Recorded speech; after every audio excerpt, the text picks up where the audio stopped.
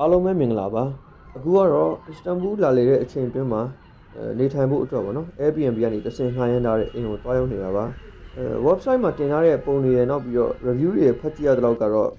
အရင်အဆင်ပြေပါတယ်အဲ့တော့တကယ်လက်တွေ့မှာဘယ်လိုအနေအထားတွေဘယ်လိုကွာခြားမှုတွေရှိတယ်ဆိုတော့ကျွန်တော်လိုက်ကြည့်ရင်လည်း review လုပ်ပေးသွားပါမယ်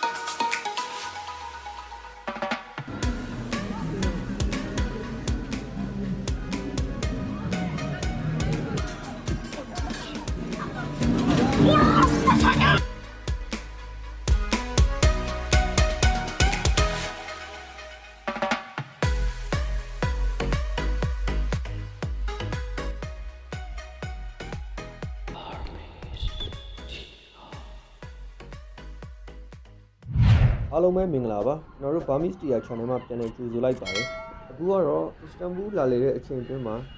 နေထိုင်ဖို့အတွက်ပေါ့နော် Airbnb ကနေတစ်ဆင့်ငှားရမ်းထားတဲ့အိမ်ကိုတွားရောက်နေတာပါ location အဖြစ်အတိအကျပြောရမယ်ဆိုရင်တော့ဒီနေရာ Taksim ဘေးဦးလူမှာပေါ့နော် Taksim Square နဲ့ဆိုရင်လည်းလမ်းလျှောက်ပြီးသွားရင်5မိနစ်6မိနစ်လောက်ပဲသွားရပါတယ်နေရာအဖြစ်လည်းတော်တော်လေးကောင်းပါတယ်ဒီနေရာကတော့အဓိကအကုန်းတက်ကုန်းဆင်းနေများတယ်ဆိုတော့လူကြီးတွေအတွက်ကတော့လမ်းလျှောက်သွားလာမယ်ဆိုရင်တော့နည်းနည်းလေးတော့ခက်တွေ့နိုင်တယ်ပေါ့နော်လူငယ်အတွက်ကတော့တိတ်ပြဿနာမရှိပါဘူးကျွန်တော်တို့ငှားထားတဲ့ apartment ကတော့ဒီ apartment ပါပဲတိုက်ကတော့9ထပ်တိုက်ပေါ့နော်ဒါပေမဲ့ကျွန်တော်တို့ငှားထားတာကတော့ဒီအခန်းပဲဖြစ်ပါတယ် entrance floor ပေါ့နော်ကျွန်တော်ဒီအိမ်ကို Airbnb ကနေပြီးတော့တစ်ဆင့်ငှားထားတာပါ Airbnb မှာကျွန်တော်မလာခင်တော့လိုက်ရှာရင်းနဲ့ဒီအိမ်ကိုတွေ့တာပေါ့နော်အဓိကကျွန်တော်ဒီ location ကိုကြိုက်လို့ပါ Taksim မှာဆိုတော့ Taksim ရဲ့ Nightlife ကတော့ကျွန်တော်တို့လူငယ်အကြိုက်ပေါ့နော်ဆိုတော့ကျွန်တော်ဒီနေရာကိုအဓိကထားပြီးတော့ Airbnb မှာရှာခဲ့တယ် review လည်းကောင်းမယ်ပေါ့နော်အိမ်ခန်းလည်းကောင်းမယ် apartment တစ်ခုခုကို Airbnb မှာရှာရင်းနဲ့ဒီအိမ်ကိုတွေ့တာပါ host ကတော်တော်လေးသဘောကောင်းပါတယ်ဆိုတော့အထဲမှာဘယ်လိုရှိမလဲဆိုတာ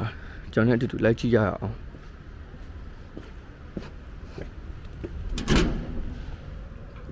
ဝင်လာနဲ့ကျွန်တော်တို့ဒီ entrance floor မှာပဲပေါ့နော် okay အဲ့တော့အိမ်ထဲမှာဘယ်လိုရှိမလဲဆိုတာကြည့်ကြရအောင်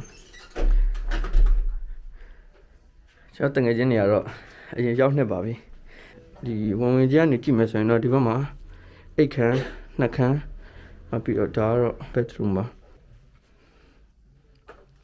ဒါပထမအိတ်ခန်းပေါ့နော်ကျွန်တော်ငှားတာက 2+1 ဆိုတော့အိတ်ခန်းနှစ်ခန်းပါပါတယ်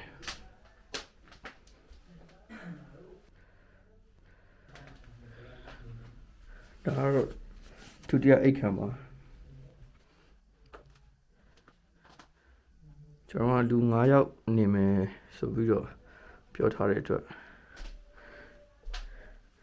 အေးရ9ခုပြင်ဆင်ပေးထားတာပါ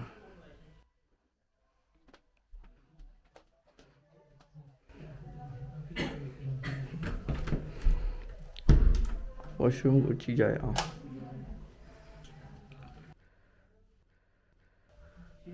bedroom ကအနည်းငယ်ကျင်းတယ်လို့ပြောလို့ရပေမဲ့အတော်အသင့်ကောင်းပါတယ်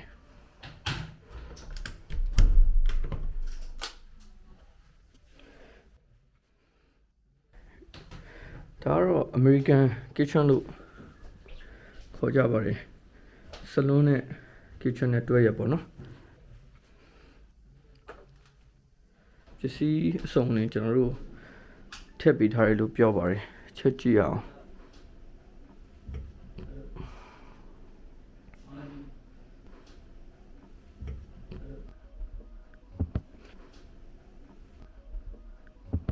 မီးဘူးပါပါတယ်နောက်ပြီးတော့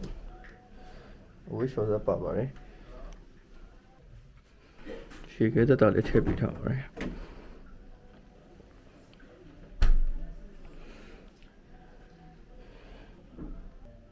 microwave ထည့်ပေးထားပါတယ်နောက်ပြီးတော့ဘာမှမကင်းစားပါပါတယ်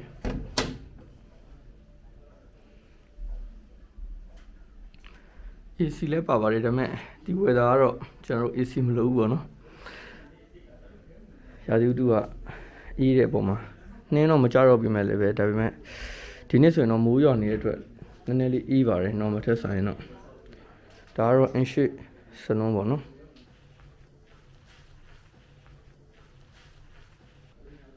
ဒါကတော့ကျွန်တော်ရဲ့ editor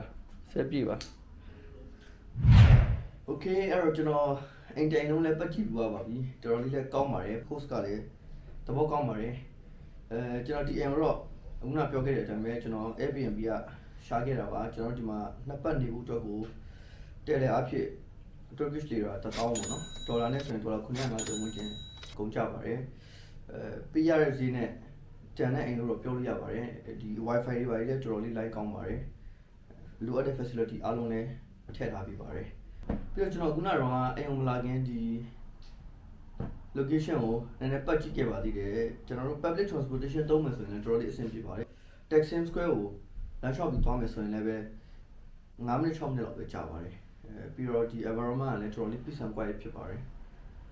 overall ပြောမယ်ဆိုရင်ပေးရတဲ့ဈေးနဲ့ကျွန်တော်နေရတဲ့ facility နဲ့ကျွန်တော်တို့နေတဲ့ location နဲ့အားလုံးခြုံငုံပြီးတော့ပြောမယ်ဆိုရင်တော့ကျွန်တော်တော်တော်လေးသဘောကျပါတယ်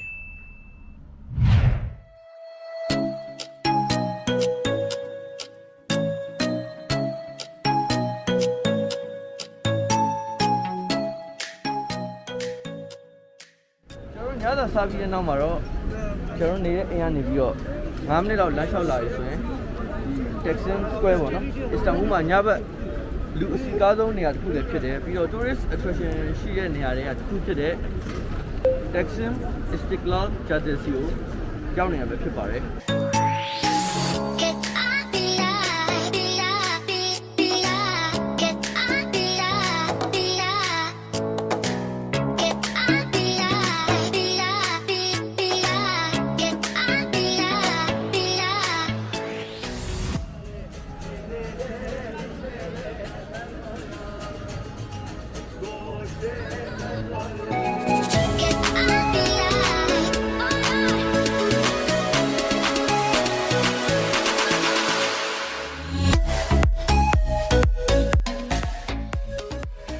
တကယ်တမ်းတော့ဒီလမ်းက normal ဆိုရင်ဒီထက်လူ2ဆ3ဆလောက်ပိုများပါတယ်လမ်းမှာလူတွေအပြည့်ပါဒီနေ့ကတော့ရာသီဥတုကနိုင်ငံအေးပြီးတော့မိုးရွာထားတဲ့အတွက်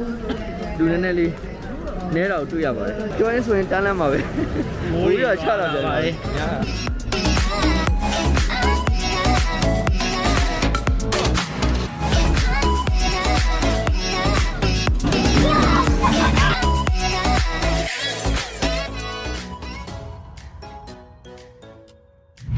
ဒီနေ့ဗီဒီယိုကတော့ဒီလောက်ပါပဲကျွန်တော်တို့ရဲ့ဗီဒီယိုတွေကိုကြည့်ရှုအားပေးတဲ့အတွက်အားလုံးကိုကျေးဇူးတင်ပါတယ်ကျွန်တော်တို့ Burmese channel ကိုကြိုက်နှစ်တယ်ဆိုရင် like and subscribe လုပ်ပေးခဲ့ဖို့အတွက်ပြောလိုပါတယ်အားလုံးပဲနောက်ဗီဒီယိုတွေမှာပြန်တွေ့ကြရအောင်